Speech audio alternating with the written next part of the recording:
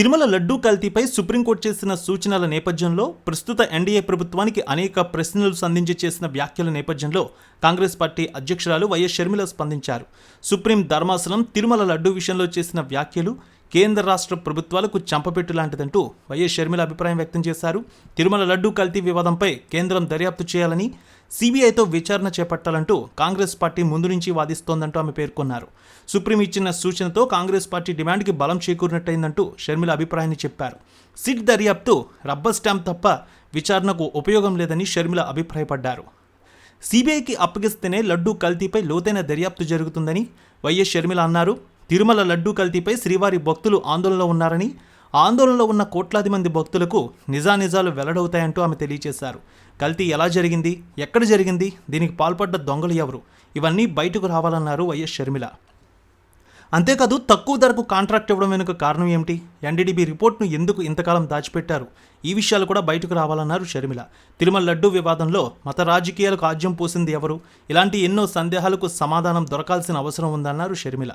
నిందితులకు కఠిన శిక్ష పడాల్సిన అవసరం ఉందంటూ వైఎస్ షర్మిల అభిప్రాయపడ్డారు.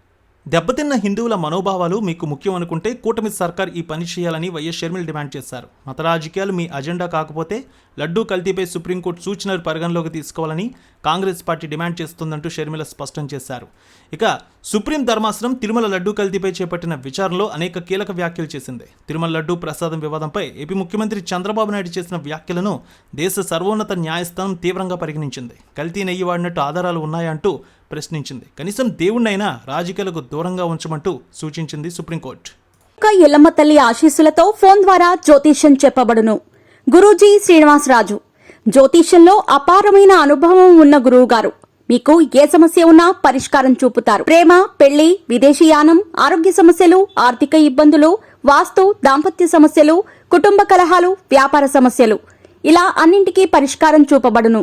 మీరు ఫోన్ ద్వారా లేదా వాట్సాప్ ద్వారా గురూజీని కాంటాక్ట్ అవ్వచ్చు. మీ డేట్ ఆఫ్ బర్త్, మీ ఫోటో బట్టి జ్యోతిష్యం చెప్పబడును. మీరు ఎక్కడెక్కడో జ్యోతిష్యం చేపించుకొని నిరాశలో ఉన్నారా? ఒకసారి ఈ గురువు గారిని సంప్రదించండి.